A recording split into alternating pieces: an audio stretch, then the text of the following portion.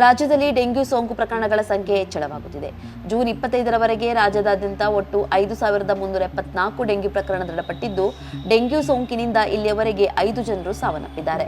Dengue ಪ್ರಕರಣಗಳು ಹೆಚ್ಚಾಗಿ ವರದಿಯಾಗುತ್ತಿರುವ ಜಿಲ್ಲೆಗಳಲ್ಲಿ ಬೆಂಗಳೂರು ಪ್ರಥಮ ಸ್ಥಾನದಲ್ಲಿದೆ. ಬೆಂಗಳೂರಿನ ನಂತರ ಚಿಕ್ಕಮಗಳೂರು, ಮೈಸೂರು, ಹಾವೇರಿ, ಶಿವಮೊಗ್ಗ, ಚಿತ್ರದುರ್ಗ ಹಾಗೂ ದಕ್ಷಿಣ ಕನ್ನಡ ಜಿಲ್ಲೆಗಳಲ್ಲಿ ಡೆಂಗ್ಯೂ ಪ್ರಕರಣಗಳು ಹೆಚ್ಚಾಗಿ ವರದಿಯಾಗಿವೆ.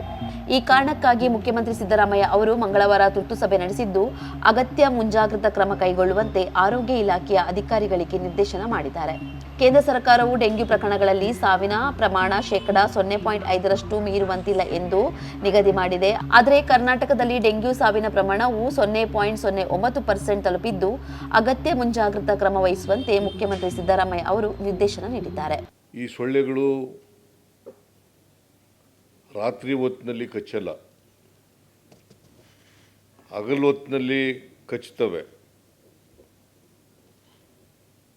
ಆದುದರಿಂದ ಎಲ್ಲೆಲ್ಲಿ ಈಡೀಸ್ ಸೊಳ್ಳೆಗಳ ವಾಸಸ್ಥಾನ ಇರ್ತದೆ,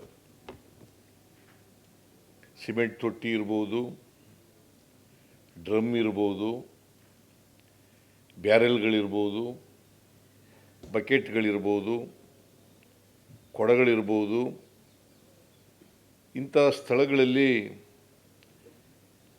ಈ ಈಡೀಸ್ ಸೊಳ್ಳೆಗಳನ್ನು, ಲಾರ್ವಗಳನ್ನು ಹುಡುಕಿ ನಾಶಪಡಿಸಬೇಕು. ಇಡೀ ಆರೋಗ್ಯ ಇಲಾಖೆಯ, ಕಾರ್ಪೊರೇಷನ್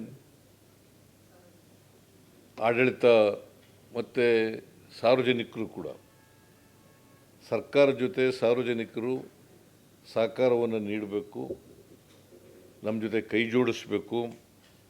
ಆಗ ಮಾತ್ರ ಈ ಈಡೀಸ್ ಸೊಳ್ಳೆಗಳನ್ನು ನಾಶಪಡಿಸಲಿಕ್ಕೆ ಸಾಧ್ಯ ಆಗ್ತದೆ. ವಾರಕ್ಕೆ ಒಂದು ದಿನ ಪ್ರತಿ ಶುಕ್ರವಾರ ನಿಮ್ಮ ಮನೆ, ಕಚೇರಿಯಲ್ಲಿ ಡೆಂಗಿ ಜ್ವರ ಹರಡುವ ಈಡೀಸ್ ಸೊಳ್ಳೆಯ ಲಾರ್ವಾಗಳನ್ನು ಹುಡುಕಿ ನಾಶಪಡಿಸೋಣ. ಇದು ನಮ್ಮ ದೈನಂದಿನ ಅಭ್ಯಾಸವಾಗಲಿ. ಡೆಂಗ್ಯೂ ನಿಯಂತ್ರಣಕ್ಕೆ ಈ ಕ್ರಮ ಅನುಸರಿಸಿ.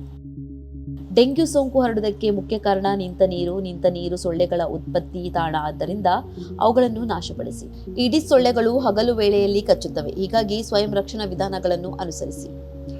ನೀರು ಶೇಖರಿಸುವ ಪರಿಕರಗಳನ್ನು ಮುಚ್ಚಿಡಿ ಹಾಗೂ ವಾರಕ್ಕೊಮ್ಮೆ ಸ್ವಚ್ಛಗೊಳಿಸಿ. ಮನೆ, ಕಚೇರಿಗಳಲ್ಲಿ ಏರ್ ಕೂಲರ್, ರೆಫ್ರಿಜರೇಟರ್ ಹಾಗೂ ಅಲಂಕಾರಿಕ ಹೂಕುಂಡ, ಗಿಡಗಳ ತಟ್ಟೆಗಳಲ್ಲಿ ನೀರು ನಿಲ್ಲದಂತೆ ಎಚ್ಚರಿಕೆ ವಹಿಸಿ. ಮನೆ, ಕಚೇರಿ ಸುತ್ತಮುತ್ತಲಿನ ಪ್ರದೇಶದಲ್ಲಿ ನೀರು ನಿಲ್ಲದಂತೆ ಎಚ್ಚರ ವಹಿಸಿ ಸಮರ್ಪಕವಾಗಿ ಕಸ ವಿಲೇವಾರಿ ಮಾಡಿ. ಸೊಳ್ಳೆಗಳು ಕಚ್ಚದಂತೆ ಸ್ವಯಂ ರಕ್ಷಣಾ ವಿಧಾನ ಅನುಸರಿಸಿ. ಸೊಳ್ಳೆ ಪರದೆಗಳನ್ನು ಉಪಯೋಗಿಸಿ. ಮರಣ ಪ್ರಮಾಣ ಹೆಚ್ಚಳ, ಎಚ್ಚರಿಕೆ ಸೂಚನೆ. ಡೆಂಗ್ಯೂ ಸೋಂಕು ಪ್ರಮಾಣ ಹೆಚ್ಚಳವಾಗುತ್ತಿರುವ ಹಿನ್ನೆಲೆಯಲ್ಲಿ ಡೆಂಗ್ಯೂ ಸೋಂಕು ಚಿಕಿತ್ಸೆಗೆ ಅವಶ್ಯವಿರುವ ಔಷಧಿ, ಚುಚ್ಚುಮದ್ದು, ಪ್ಲೇಟ್ಲೆಟ್ಸ್ಗಳ ಸಂಗ್ರಹಣೆ ಮಾಡಿಕೊಳ್ಳುವಂತೆ ಸೂಚನೆ ನೀಡಲಾಗಿದೆ. ಪ್ರತಿ ವಾರ ಸಭೆ ನಡೆಸಲು ಸೂಚನೆ. ವಾರದ ಪ್ರತಿ ಶುಕ್ರವಾರ ಡೆಂಗ್ಯೂ ರೋಗ ಹರಡುವ ಮೂಲವನ್ನು ಪತ್ತೆ ಮಾಡಿ ಅದನ್ನು ನಾಶಪಡಿಸಬೇಕೆಂದು ಸೂಚಿಸಲಾಗಿದೆ. ಪ್ರತಿ ವಾರ ಬಿಬಿಎಂಪಿ, ನಗರಾಭಿವೃದ್ಧಿ ಮತ್ತು ಆರೋಗ್ಯ ಇಲಾಖೆ ಅಧಿಕಾರಿಗಳು ಜಂಟಿಯಾಗಿ ಡೆಂಗ್ಯೂ ನಿಯಂತ್ರಣ ಕುರಿತು ಪರಿಶೀಲನೆ ನಡೆಸಬೇಕು ಎಂದು ನಿರ್ದೇಶನ ನೀಡಲಾಗಿದೆ. ಇನ್ನು ಸ್ವಚ್ಛತೆ ಹಾಗೂ ನೀರು ನಿಲ್ಲದಂತೆ ನಗರ ಸ್ಥಳೀಯ ಸಂಸ್ಥೆಗಳು ಕ್ರಮ ಕೈಗೊಳ್ಳಲು ಸೂಚಿಸಲಾಗಿದೆ.